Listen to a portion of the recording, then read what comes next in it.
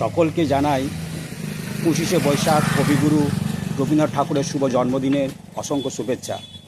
আজ একটি যেমন বিশেষ দিন, আজ আমার কাছেও একটি বিশেষ দিন।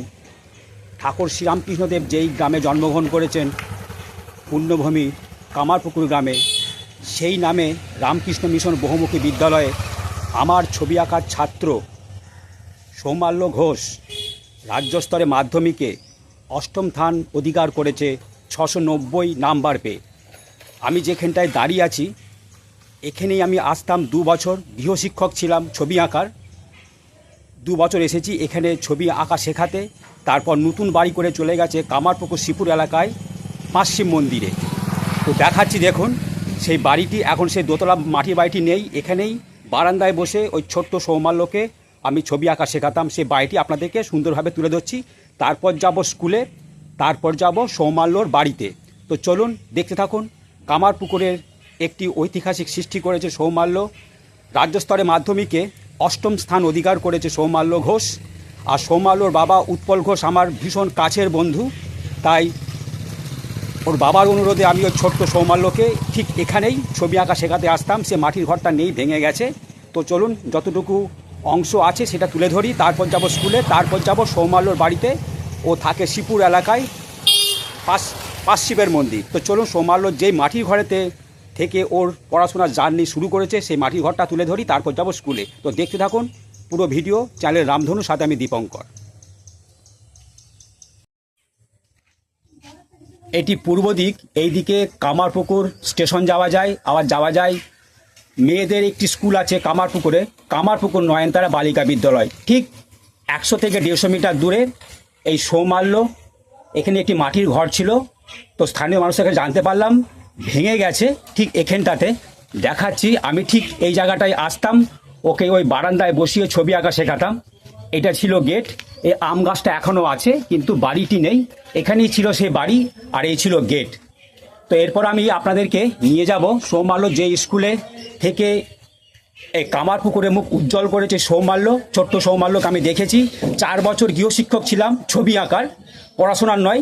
তো চলুন যাওয়া যাক সেই সৌমাল্যর বাড়িতে। এই হচ্ছে সুন্দর পাড়া। এই জায়গাটি হচ্ছে নয়নতারা স্কুলের কাছে, আর এই পূর্ব দিকেই হচ্ছে নয়নতারা স্কুল। আর এই বাসগাছটি চলে যাচ্ছে উত্তর দিকে বেঁকে কামারপুকুর স্টেশন।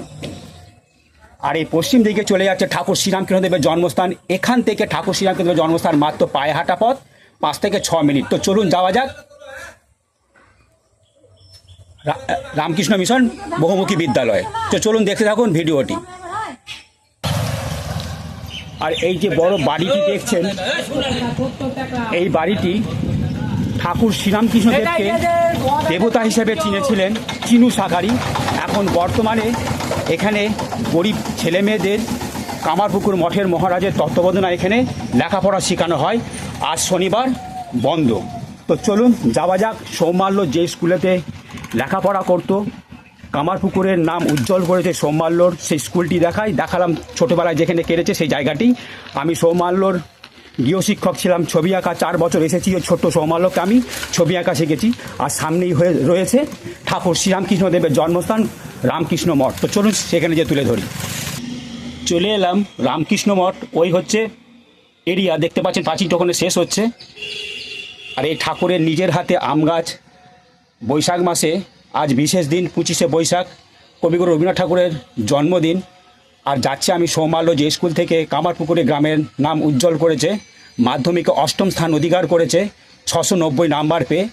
আমি সৌমাল্যকে ছোটোবেলা থেকে ৪ বছর গৃহশিক্ষক ছিলাম, ওকে ছবি আঁকা শিখিয়েছি। আর এই হচ্ছে রামকৃষ্ণদেবের জন্মস্থান রামকৃষ্ণ মঠ। তো চলুন এই পশ্চিম দিক ধরেই যাব রামকৃষ্ণ মিশন। এই ঠাকুরের নামে রামকৃষ্ণ মিশন বহুমুখী বিদ্যালয়। ওই স্কুলে পড়াশোনা করতো সৌমাল্য ঘোষ। তো চলুন যাওয়া যাক। যে গেটটি দেখালাম ওইটি বন্ধ থাকে, কিন্তু বিশেষ কারণে ওই গেটটি খোলা হয়। ওইটি ছিল পুরাতন গেট, তারপর নতুন গেট এখানে তৈরি করা হয়, সারাদিন খোলা থাকে। এই হচ্ছে মূল গেট। এই গেট দিয়ে ঢুকে ঠাকুর শ্রীরামকৃষ্ণদেবকে দর্শন করতে হয়। তো চলুন এখান থেকে যে মিশন স্কুল, যে স্কুলে সৌমাল্য ঘোষ মাধ্যমিকে অষ্টম স্থান অধিকার করেছে ৬৯০ নাম্বার পেয়ে। তো চলুন সেই স্কুলটি দেখায়, তারপর যাব সৌমাল্যর বাড়িতে। কারণ সৌমাল্য আমার একটি বিশেষ ছাত্র ছিল। ওর বাড়িতে আমি 4 বছর ছিলাম গৃহশিক্ষক, ছবি আঁকা শিখিয়েছি। তো সেই সৌমাল্য আজ আমাদের কামারপুকুর গ্রামের মুখ উজ্জ্বল করছে। সৌমাল্যর স্কুলটি দেখায়, তারপর যাবো সৌমাল্যর বাড়িতে। চলুন যাওয়া যাক। এই পশ্চিম দিক ধরে যাব, কামারপুকুর মোড় থেকে মাত্র রামকৃষ্ণ মিশন স্কুল 5 থেকে 6 মিনিট হাঁটা পথ। তো চলুন এগিয়ে যাই। এই জায়গাটি মেলাতলা মাঠ। ঠাকুর শ্রীরামকৃষ্ণদেবের জন্মতিথি উপলক্ষে এখানে 14 দিন ধরে মেলা চলে, দোল পূর্ণিমার আগের দিন পর্যন্ত। এই মেলাতলা মাঠ থেকে রামকৃষ্ণ মিশন কাছেই, মাত্র 1-1.5 মিনিটে হাঁটা পথ। চলুন কাছেই চলে এসেছি। ওই দেখা যাচ্ছে মিশন স্কুলের পাঁচিলের বর্ডার। এখান থেকেই শুরু হচ্ছে রামকৃষ্ণ মিশন। তো চলুন সামনেই মূল গেট দেখায় স্কুলটি। সৌমাল্য এই স্কুলে পড়াশোনা করে রাজ্য স্তরে 8ম স্থান অধিকার করে 690 নাম্বার পেয়ে কামারপুকুরে মুখ উজ্জ্বল করেছে। চলুন সেই স্কুলটি দেখায়। চলে এসেছি সৌমাল্য যে স্কুলে মাধ্যমিক পরীক্ষা দিয়ে কামারপুকুরে গ্রামের মুখ উজ্জ্বল করেছে, মাধ্যমিকে 8ম স্থান অধিকার করে 690 নাম্বার পেয়ে। এই হচ্ছে স্কুল মূল গেট। আপনাদের একটু দিকটা নির্ণয় করে দিই। এই পশ্চিম দিকে স্কুল থেকে মাত্র 6 কিলোমিটার দূরে শ্রী শ্রী সারদা মায়ের জন্মস্থান জয়রামবাটি। এই হচ্ছে মিশন স্কুলের মূল গেট। আর এই পূর্ব দিকে স্কুল থেকে মাত্র 5 থেকে 6 মিনিট ঠাকুর শ্রীরামকৃষ্ণদেবের জন্মস্থান, ওখান থেকেই এলাম। পায়ে হেঁটে লাগে মাত্র 5 থেকে 6 মিনিট। আর এই সৌমাল্য এই স্কুলে মাধ্যমিক পরীক্ষায় বসে 690 নাম্বার পেয়ে 8ম স্থান অধিকার করেছে রাজ্য স্তরে। তো চলুন একটু ভেতরের দিকে যাই, তুলে ধরি। বেশি ভেতরে যাব না। এই হচ্ছে রামকৃষ্ণ মিশন বহুমুখী বিদ্যালয়। দেখুন, স্থাপিত 1962। আজ বিশেষ দিন, কবিগুরু রবীন্দ্রনাথ ঠাকুরের জন্মদিন 25শে বৈশাখ 1433। নিশ্চয়ই ভেতরে পালন করা হচ্ছে। আর এই হচ্ছে স্কুলের মূল গেট, আপনাদের দেখালাম রাস্তা থেকে। আর দেখুন খুব সুন্দর, ওটি সাইকেল গ্যারেজ। রাস্তার ধারেই হচ্ছে এই রামকৃষ্ণ মিশন বহুমুখী বিদ্যালয়, স্থাপিত 1962। আর সামনেই হচ্ছে একটি সুন্দর গদাধর শিশু উদ্যান ছোটদের, দেখতেই পাচ্ছেন। আর বললাম এই পূর্ব দিকেই রয়েছে ঠাকুর শ্রীরামকৃষ্ণদেবের জন্মস্থান, স্কুল থেকে মাত্র 5 থেকে 6 মিনিট। আর এই পশ্চিম দিকে রয়েছে মাত্র 6 কিলোমিটার দূরে শ্রী শ্রী মা সারদার জন্মস্থান জয়রামবাটি, বাঁকুড়া জেলা। তো চলুন এবার যাওয়া যাক এই পূর্ব দিক ধরে সৌমাল্যর বাড়িতে। তো চলুন যাওয়া যাক। সৌমাল্য এই কামারপুকুর থেকে খাটুল বলে একটি গ্রাম আছে। এই রামকৃষ্ণ মিশন বহুমুখী বিদ্যালয় থেকে 5 থেকে 6 কিলোমিটার মাধ্যমিকে সিট করেছিল। ওর বাবা উৎপল ঘোষ আমার ভীষণ কাছের বন্ধু। মোটর সাইকেলে করে ছেলেকে ওই স্কুলের সেন্টারে দিয়ে আসতো আর নিয়ে আসতো। এই হচ্ছে সেই সৌমাল্য ঘোষ। তো চলুন। আর এই যে গেটটি দেখছেন, এটি রামকৃষ্ণ মঠের যাত্রী নিবাস।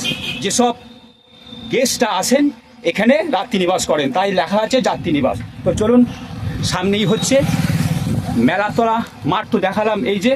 আর সামনেই লাহাবাজার মোড়। তো আমি যাব দক্ষিণ দিকে বেঁকে। এই যে লাহাবাজার মোড় থেকে আমি দক্ষিণ দিকে বেঁকে যাচ্ছি সৌমাল্যর বাড়িতে। এই দিকে যেতে হবে। আর সৌমাল্য প্রতিদিন সাইকেলে করে এই রাস্তা দিয়ে স্কুলে আসতো। সৌমাল্য যে জায়গায় এখন থাকে সেই জায়গাটি একটি সারা বিশ্বের মানুষ চেনে। 5 শিব মন্দির, কাছাকাছি 5টা শিবের মন্দির আছে। ঠিক ওখান থেকে সৌমাল্যদের বাড়ি 100 মিটার দূরে। তো চলুন যাই, সেই জায়গাটাও দেখাবো আর বাড়িটাও দেখাবো। এই জায়গাটি একটি বিশেষ জায়গা, কামারপুকুর জল ট্যাঙ্ক দেখতে পাচ্ছেন এখানে জল ট্যাঙ্ক। এই রাস্তা ধরে প্রতিদিন সৌমাল্য সাইকেলে করে স্কুল আসতো। তো চলুন যাওয়া যাক। সৌমাল্যদের বাড়িতে থাকে শিবপুর এলাকায় 5 শিব মন্দির। এই জায়গাটিও একটি কামারপুকুরের বিশেষ জায়গা, কামারপুকুর ল্যাদনা বটতলা।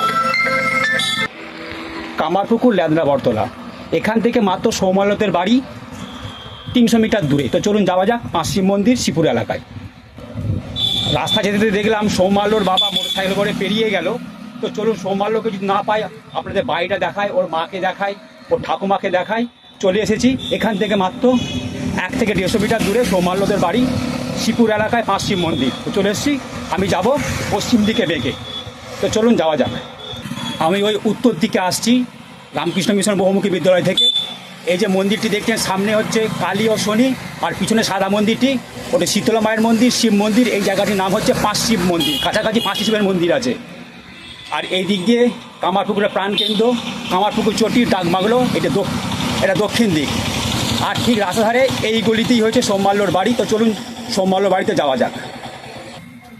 সৌমাল্যর বাড়ি যেতে যেতে সামনেই পড়বে ঘোষাল ও ব্যানার্জিদের দুর্গা মণ্ডপ। দেখতে পাচ্ছেন ঘটা করে এখানে দুর্গাপুজো করা হয়। আর সৌমাল্য এই দুর্গাপুজোতে বিভিন্ন অনুষ্ঠানে ও যোগদান করে। ঠিক এই জায়গাটিতে স্টেজ হয়। ঘোষাল পরিবার ও ব্যানার্জি পরিবার এই দুর্গা পুজোটা পরিচালনা করে আসছে 100 বছর ধরে। চলে এসছি সৌমাল্যদের বাড়িতে। এই হচ্ছে সৌমাল্যদের বাড়ি। জানি না ও আছে কিনা, তো চলুন যাওয়া যাক ভেতরে। আমি ওই পূর্ব দিক ধরে এলাম। ওদের জায়গাটি একটি দারুণ জায়গা। আগে তুলে ধরি, ওই যে দক্ষিণ দিকে দেখছেন এই মাঠটি কামারপুকুর গ্রাম কেন সারা বিশ্ব চেনে, শিপুর ফুটবল মাঠ। এখানে বিভিন্ন ধরনের সরকারি খেলাধুলা বা সরকারি প্রজেক্টের অনুষ্ঠান, বিভিন্ন রকমের অনুষ্ঠান হয়ে থাকে। এটি দক্ষিণ দিকে, আর এটি পশ্চিম দিক। আর এই হচ্ছে সৌমাল্যদের বাড়ি, আর এই হচ্ছে মূল গেট। এই দিক দিয়ে সৌমাল্য প্রতিদিন স্কুল যেত। আর মাধ্যমিকের সিট পড়েছিল খাটুল স্কুল থেকে প্রায় 5-6 কিলোমিটার দূরে। ওর বাবা প্রতিদিন মোটর সাইকেলে করে যেদিন পরীক্ষা থাকতো সেদিন নিয়ে যেত। তো চলুন সৌমাল্যর বাড়িতে ঢোকা যাক। এই যে দেখালাম দক্ষিণ দিকে শিপুর মাঠ, আর সুন্দর এই পরিবেশের মধ্যে সৌমাল্য ছোট থেকে বড় হয়ে মানুষ হয়েছে। মা বাবাদের তো তুলনা নেই। সৌমাল্য একটু অসুস্থ, বিছনায় শুয়ে আছে। চলুন ওর পড়ার টেবিলে যাই, ও যেখান থেকে পড়ার প্রিপারেশান নিত। তো চলুন আমি রানিং দেখাচ্ছি। এই যে সৌমাল্য ঠাকুমা। যাক, আমার ভাগ্য ভালো, সৌমাল্যকে পেয়ে গেছি। ওই যে বিছনায় বসে পড়াশোনা করছে। আমি ওকে 4 বছর বাড়িতে গৃহশিক্ষক ছবি আঁকা শেখাতাম। সৌমাল্যর কি মনে আছে? একদম মনে আছে। এই যে সৌমাল্য। আমি কোনো প্রশ্ন করবো না, ওকে বিরক্তও করবো না। ওর এখন ভীষণ চাপ। দেখুন আমাদের এই ছোট্ট সৌমাল্য কামারপুকুরে মুখ উজ্জ্বল করেছে। মাধ্যমিকে 8ম স্থান অধিকার করে 690 নাম্বার পেয়ে। তো চলুন, আমি ওকে কোনো কথা বলবো না, ওর মায়ের সঙ্গে কথা বলবো। এই হচ্ছে সৌমাল্য ঠাকুমা। তো চলুন মায়ের সামনে যাই। এই বাড়িতেই আমি আসতাম। দেখালাম প্রথম মাটির ঘর, ওখানে 2 বছর। তারপর বাড়ি করে চলে আসে এই শিবপুর এলাকায় পাঁচশিব মন্দিরে। আমি দুজনকে পেয়ে গেছি। বাবাকে দেখলাম রাস্তায় মোটরসাইকেল করে যাচ্ছে। আর সৌমাল্য একটু অসুস্থ, ওর ছবি দেখালাম কিন্তু কথা বললাম না, ও ভীষণ চাপে আছে। আমি মায়ের কাছ থেকে জেনে নেব ছেলের এই সাফল্যের জন্য কতটা গর্ববোধ মনে হচ্ছে নিজেকে।